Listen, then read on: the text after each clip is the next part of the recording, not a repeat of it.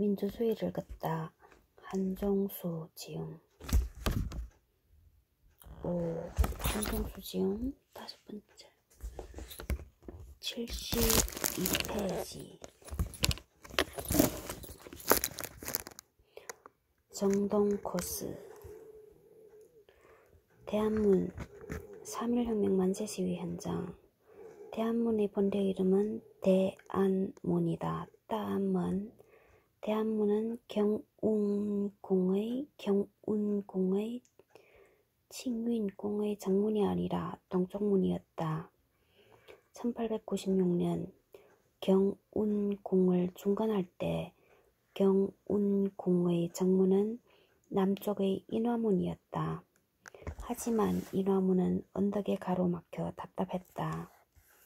그리고 대안문 앞으로 도로가 나면서 대안문이 자연스럽게 경운궁의 정문구실을 하게 되었던 것이다. 동쪽문이 정문구실을 했네. 덕수궁도 본래 이름은 경운궁이다.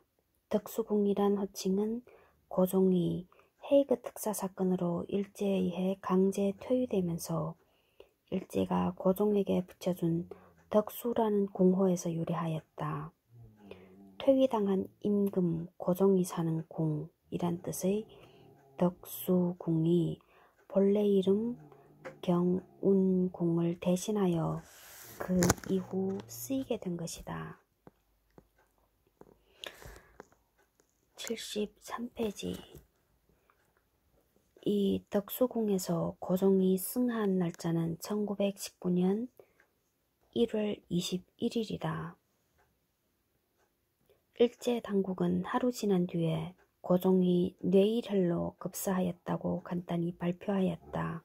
노이쉐. 하지만 고종의 승하는 독살에 의한 것이라는 소문이 국민들 사이에 퍼져나갔다. 1월 말을 기해 대대적인 국민대회를 열어 고종 독살의 진상을 공개적으로 규명하기 위한 전단 고 국민대회 격고문이 손병희 명의로 나돌아 고종의 독살설을 거의 정설화하였다.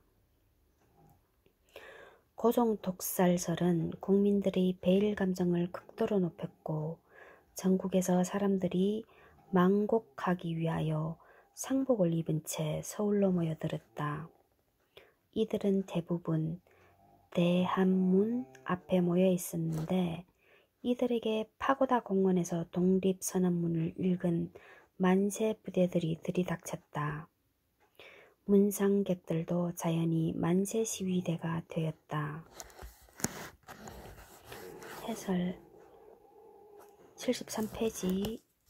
소설가이자 사학자인 송우회는 왕세가 혼을 결혼의 비밀에서 고종의 죽음은 붕어 직전인 1월 17일에 발표된 왕세자 이은 리인과 나시모토 노미야 마사코 리번 공방즈 나시 리모토 번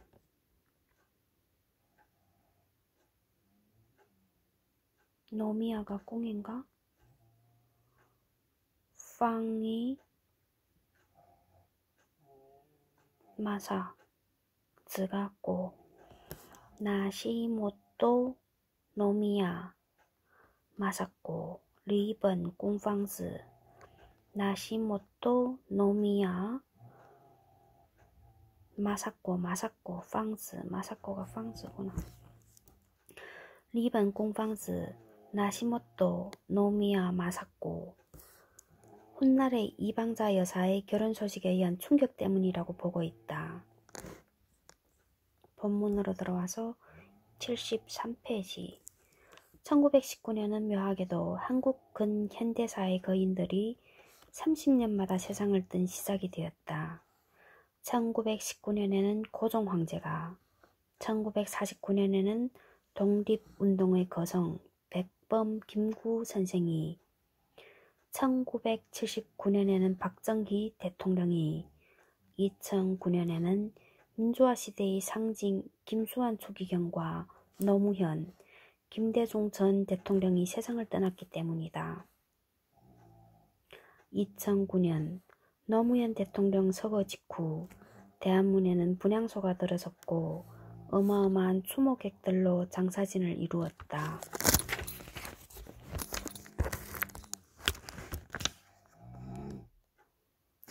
74페이지 미국 영사관 앞 3.1혁명 만세 시위 현장. 미국 영사관 앞 3.1혁명 독립만세 시위대를 찍은 위 사진은 대한문 앞에 모였던 만세 시위대 중 일부가 덕수궁 안으로 들어가서 호문으로 나왔다가 미국 영사관으로 몰려가는 역사적 장면을 증언하고 있다. 1919년에는 미국 영사관 앞에서 신문로로 통하는 길이 나 있지 않았다. 길 대신 미국 영사관 북쪽 언덕 위에는 2층으로 된 서양식 건물 돈덕전이 위치하고 있었다. 덕수궁은 고종이 살아있을 때까지는 궁의 체면을 유지했지만 고종이 세상을 떠나자 일제는 본격적으로 축소해 놔서 덕수궁을 동서로 분단시켜 동쪽만 살려놓고 서쪽은 파괴해버렸다. 돈덕전도 덕수궁의 동서분단 과정에서 사라졌는데 현재 복원 준비에 들어간 상태이다. 75페이지 정동 제1교회 기독교계 민족대표 서명장소 고보 학생대표 모임장소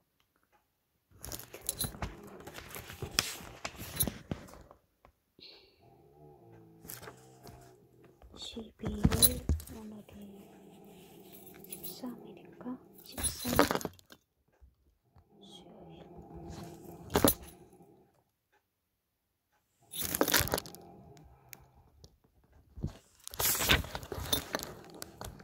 1876년 일본에 의해 강제로 개항된 조선은 1880년대 들어 서구 열강들에게 연이어 문을 열어주게 된다. 미국은 1882년 조선과 수호조약을 맺었다. 이때부터 미국 내 개신교단들은 조선 선교에 적극적이었다. 그 결과 1885년 미국 북감리회 선교사 헨리 아펜젤러가 개신교 선교사로서 가장 먼저 조선에 입국하였다. 아펜젤러는 1885년 7월에 서울에 들어와서 정동 외국 인촌에 짐을 풀었다. 그리고 곧 한옥으로 된 교회를 열고 10월 11일 첫 예배를 올렸다. 늘어나는 신도수를 감당하기 위해 1895년 일본인 요시자와 토모타로 요시가 지 자와가 저 요시자와 토모가 유 타로가 타이랑 지저유 타이랑 요시자와 토모타로 지저유 타이랑 요시자와 토모타로 지저유 타이랑 요시 토모타로 요시 자와 지저유 타이랑 요시자와 토모타로 자와 요시자와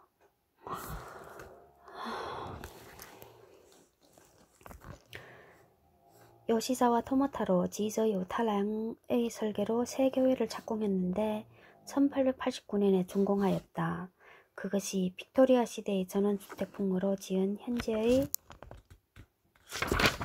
정동 제1감리교회이다.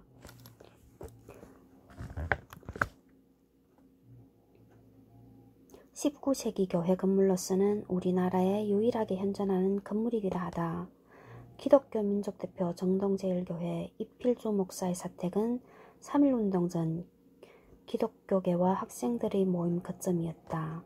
2월 25일과 26일 전문학교 학생 대표들이 모여 3.1 만세운동과 제2 만세운동에 대한 계획까지 이야기되었다.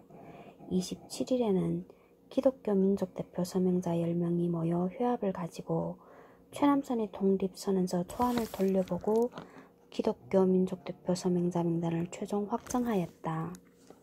28일에는 중등 학생 대표자 모임이 이필주 목사의 사택에서 개최되어 3월 1일 파고다 독립선언식의 최종 점검과 각 학교별 독립선언서 배포 계획이 짜여졌다.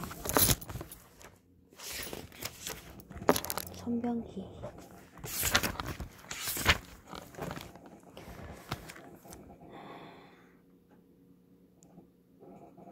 정동교회는 한국전쟁 당시 폭격을 맞고 절반가량이 파괴되었다가 복구되었는데 아마 그때 사택이 사라진 듯하다. 그 자리에는 국가보훈처의 기념비가 서 있는데 한국인으로서 처음 이 교회를 맡은 최병헌 목사의 흉상만 있고 이필주 목사의 상은 없다는 게 아쉽다. 이필주 목사는 추록 후 연화봉교회로 옮겼는데 이때 YMCA 시절의 제자였던 김상옥 의사를 종로경찰서 폭파 전 한 달 동안 집에 숨겨두었다. 10월 14일에는 이 교회에서 김종우 목사의 주례로 유관순 열사의 장례식이 열렸다. 정동교회는 이렇게 독립운동의 공간이었지만 동시에 친일행위의 공간이 되기도 했다. 1942년 3월 10일 이 교회에서 33인 중 변절자 정춘수 목사를 회장으로 한 기독교 조선 감리단이 결성되었기 때문이다. 결의문 중에는 외국 선교회와의 관계 청산, 기도 찬송, 설교 등에서 요약한 문구 제거, 성서 해석에는 일본 교단의 그것을 표준으로 한다 등의 내용이 있다. 배제 고보 3월 5일 남대문역 앞 학생연합시위 예비모임 장소 77페이지 1885년 4월에 조선에 들어온 미국 북감리교회 선교사 아펜젤러는 7월에 서울에 들어와 8월에 배제학당을 설립했다. 처음에는 한옥 한 채를 구입해 두 칸의 벽을 헐어 교실을 하나 만들었다. 1886년 6월 8일에는 고종에게 배제학당이라는 교명을 받게 되었는데 배제학당에 대한 해석 77페이지 조선시대 한양에는 동서남북 사부학당이 있어 당시로서는 중등 교육을 담당했기에 한양 사람들에게는 학당이라는 단어가 익숙했다. 본문으로 들어와서 77페이지 교명을 받게 되는데 이날이 배제중 고등학교 개교 기념일이다. 배제학당은 우리나라 최초의 근대식 남자학교였다. 전국에서 배제학당으로 학생들이 몰려들자 교사를 신축할 필요성을 느낀 아펜젤러는 1887년 8월에 한옥교사를 대신할 양옥교사에 착공하여 그해 12월에 준공한다. 이 양옥교사를 배제학당 구교사라 하는데 르네상스식 건물로서 벽돌조 1층의 연면적 100평의 교사였다.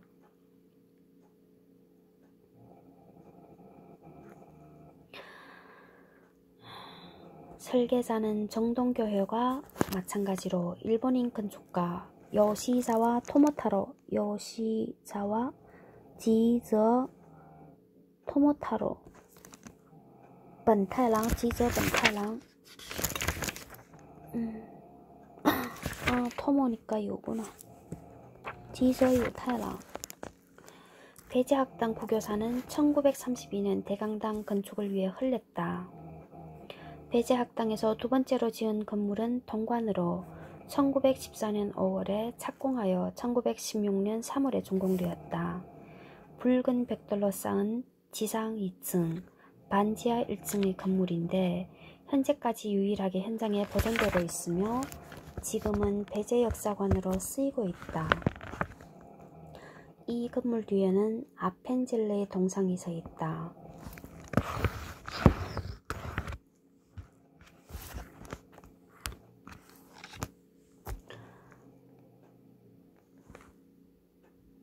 세 번째로 지어진 건물은 서관으로 1922년 4월에 착공하여 1923년 3월에 준공되었는데 건축 양식은 동관과 같은 쌍둥이 건물로 지어졌다.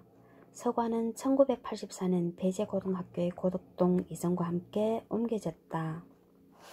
배제학당 네 번째 건물인 대강당은 1932년 9월에 착공하여 1935년 5월에 완공된 400평의 철근 콘크리트 벽돌조 2층 건물이었다. 좌석은 1,300명을 수용할 수 있었다.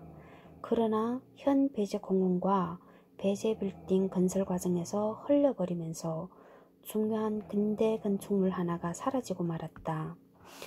배제학당은 우리나라 정치사에서도 중요한 역할을 했다. 이승만 초대 대통령이 아펜젤러가 가장 아끼는 학생 중 한 명이었기 때문이다. 해방 후 미국이 남한의 권력을 장악했을 때 이승만이 미군정에 의해 선택될 수 있었던 배경에는 배제학당에서부터 시작되는 미국과의 오랜 인연이 든든한 배경으로 작용했던 것이다.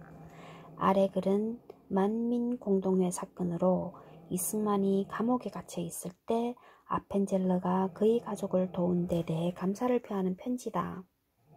1899년 12월 28일자 아펜젤러의 일기 속에 끼어 있었다.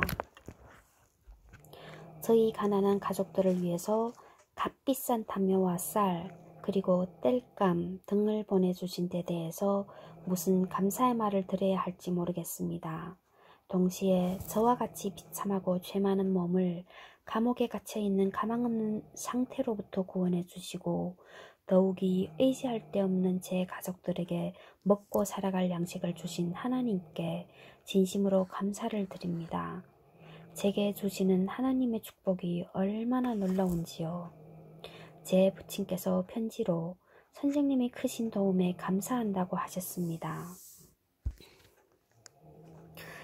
배제학당터는 이렇게 우리나라 신교육의 발상지이고 교회사와 정치사에서도 중요한 위치를 차지하는 역사적인 장소이다. 그래서 배제학원 재단에서는 이 터에 배제학당을 다시 복원한다고 발표했지만 약속을 지키지 않았다. 대신 현대식 배제빌딩을 세워 실속을 챙기는 쪽을 선택한 것이다.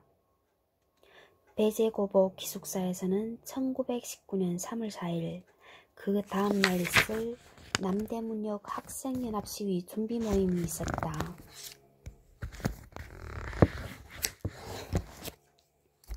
(3월 1일) 탑골공원에서는 학생 지도부들이 앞장서지 않았지만 남대문역 학생연합 시위에서는 학생 지도부들이 앞장을 서기로 계획하였다.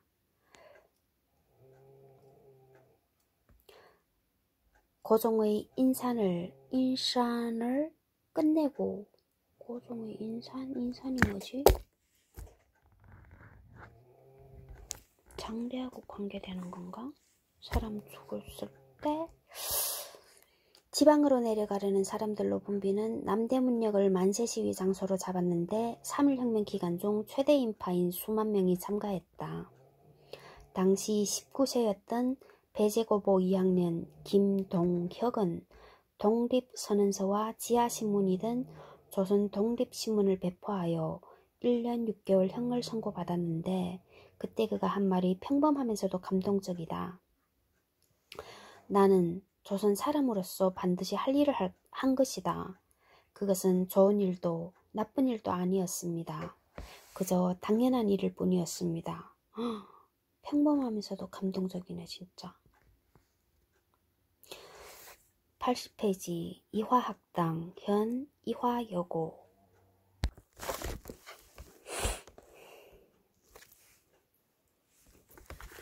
배제학당이 개설된 바로 옆에 아펜젤러와 같은 미국 북감리회 소속 여선교사 메리 스크랜턴이 1886년 5월 31일 이화학당을 설립하였다.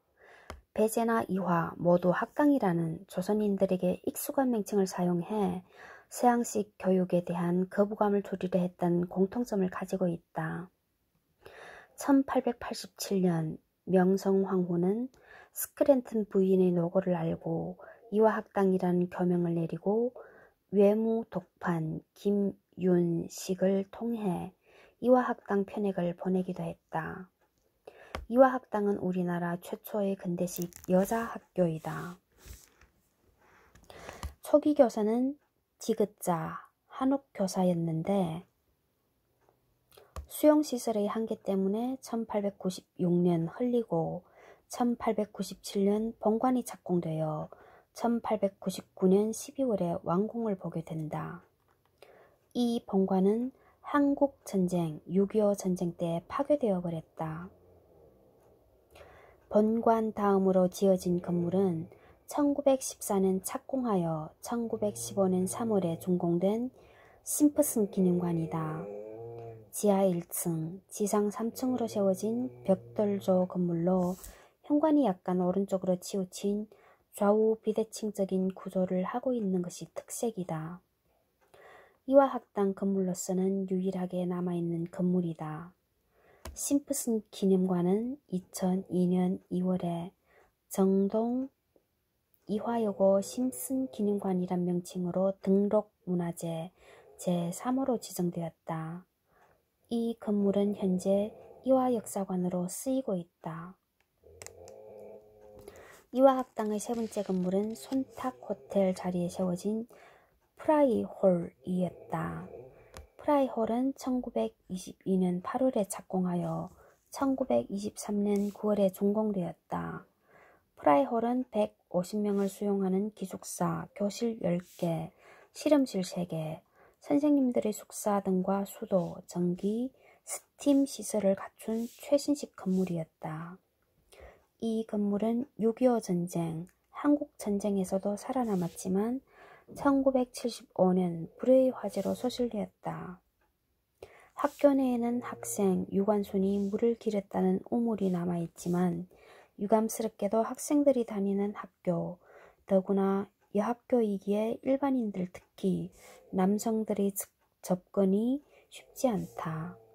앞서 소개한 이화역사관 바로 옆에 열사의 동상이 서 있으니 그것을 보는 정도로 만족할 수밖에 없다. 이화학당 학생들은 3월 1일에는 학교 측의 만류로 많이 참석하지 못했고 경기여고보 현 경기여고만 유일하게 참가했다. 5일 시위에는 이화학당 학생 대부분이 담장을 넘어서까지 참가하여 큰 힘이 되었다. 3.1혁명은 우리나라의 거의 모든 분야에 깊은 영향을 끼쳤는데 그 중에서 여성운동을 빼놓을 수 없을 것이다. 많은 여성들이 조직적으로 3.1혁명에 참여했으며 김마리아, 나혜석, 이명신, 최은희 등 수많은 여성 지도자들을 낳았다. 최은희는 당시 경성여고부 학생으로 서울과 고향 황해도 배천에서 시위를 주동하여 9차례나 연행되었다. 조선일보에 입사하여 한국 최초의 여기사로 역사에 남았다. 최은희, 배천, 황해도 배천.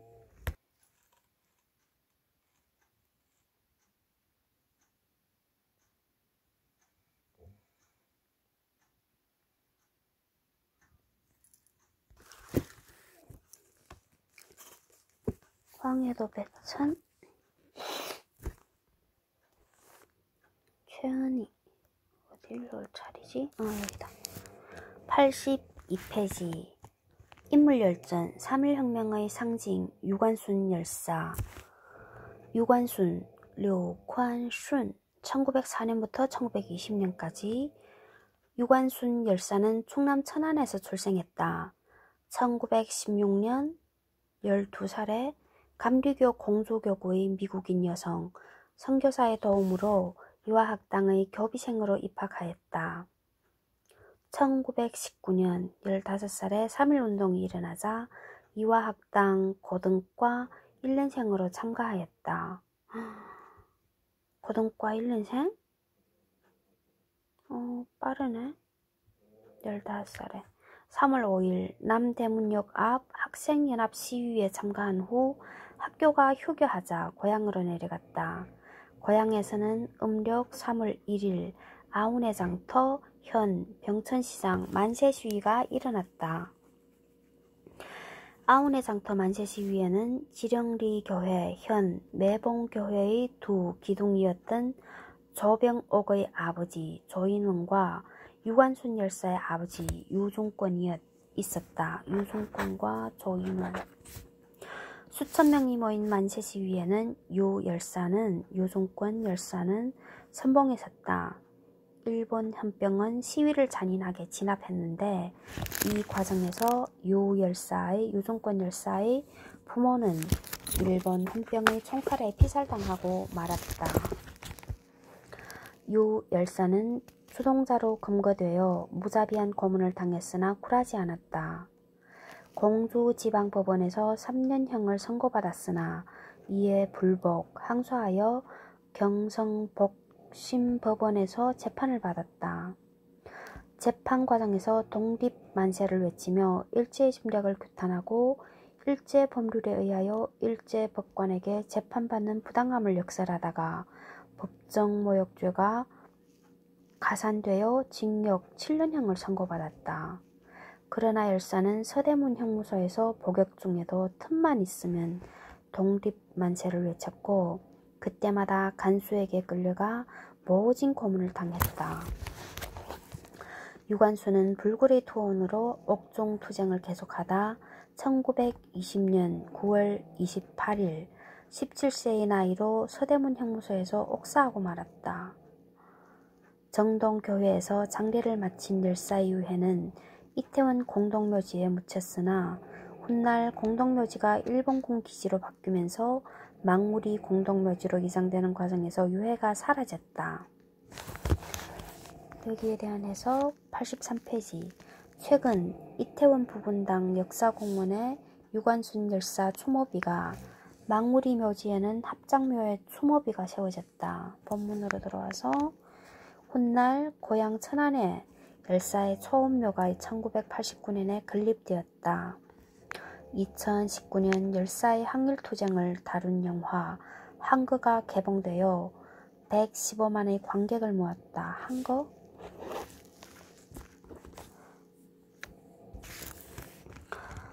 (84페이지) 경교장.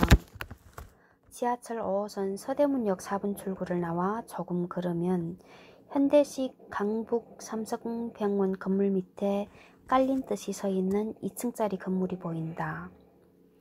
그 건물이 경교장이다. 지금은 강북 삼성병원 부속 건물처럼 보이지만 백범 김구우 선생이 1945년 11월 23일 귀국한 뒤 1949년 6월 26일 새벽 안두기에게 저격당하여 돌아가실 때까지 3년 7개월간 거쳐야 했던 역사적인 장소이다. 백범 일지에 보면 다음과 같은 구절이 나온다. 나는 기쁨과 슬픔이 한데 엉클어진 가슴으로 27년 만에 조국의 신선한 공기를 마시고 그리운 흙을 밟으니 김포 비행장이요. 상해를 떠난 지 3시간 후였다. 동포들이 여러 날을 우리를 환영하려고 모였더라는데 비행기 도착 시일이 분명히 알려지지 못하여 이날에는 우리를 맞아주는 동포가 많지 못하였다. 늙은 몸을 자동차에 의지하고 서울에 들어오니 의구한 산천이 반갑게 나를 맞아주었다. 내 숙소는 세문 밖 최창학 씨의 집이요. 공무원 일행은 한미호텔에 머물도록 우리를 환영하는 유지들이 미리 준비하여 주었었다. 김구우 선생이 개인 자격으로 동포의 환영도 받지 못하고 김포 비행장에서부터 미군 장갑차에 갇혀 처음 도착한 곳이 여기서 장갑차에 갇히다로 표현했네. 장갑차에 갇혀 경교장이었다. 김구우 선생은 그 위치를 세문박이라고 했다. 그 시절 사람들에겐 아직 서울 도성이라는 개념이 강하게 존재했었기 때문일 것이다. 세문은 새로 만든 문이란 뜻으로 돈의 문, 서대문을 말한다. 경교장은 금광을 경영하여 거부가 된 최창학이 1936년 8월에 짓기 시작하여 2년 만에 완공한 최고급 주택으로서 원래 이름은 족첨장이라 했다. 족첨은 갑신정변 당시 일본 공사였던 다케조의 신이치 조티엔친이랑 다케조의 신이치 조티엔친이랑 다케조의 신이치 이치로라 해야 되는 거 아니야? 그치, 이치로지. 의 성인데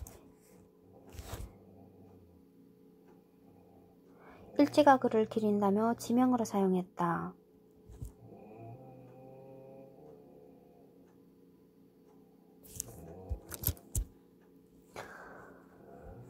그 당시 일본 공사관이 서대문 천연동 부근에 있었기 때문이다.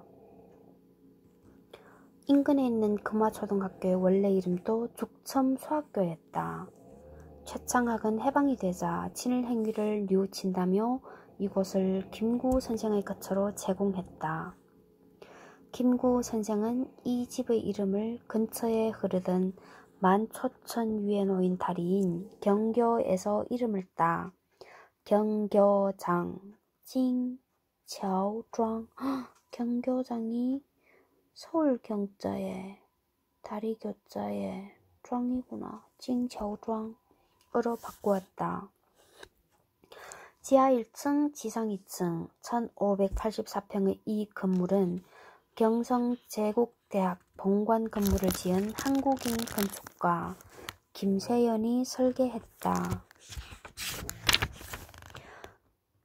경교장은 징차오庄은 파란 많은 해방전국에서 임시정부 공관, 한국독립당의 활동지이자 반탁운동의 중심지로 역할을 했다. 그리고 1948년 4월 19일 김구 선생이 반공 학생들의 반대 시위 속에서도 남북 협상을 위해 길을 떠난 곳도 바로 이곳 경교장이었다. 김구 선생이 서거한 후 경교장은 많은 곡절을 겪게 된다. 서거 직후 경교장은 대만 대사관저로 사용되다 한국전쟁 때에는 미 특수부대가 주둔하기도 했다. 또 휴전 후에는 월남 대사관저로 사용되는 등 여러 차례 주인이 바뀌다 1967년에 삼성그룹에게 넘어갔다. 경교장은 이후 2번이나 흘릴 뻔했다. 1968년 경교장 뒤에 9층짜리 고려병원을 지으면서 경교장을 철거할 계획이었지만 여론에 밀려 철거하지 못하고 내부 수리만 해서 9층짜리 병원 건물과 연결해 본관으로 사용하였다.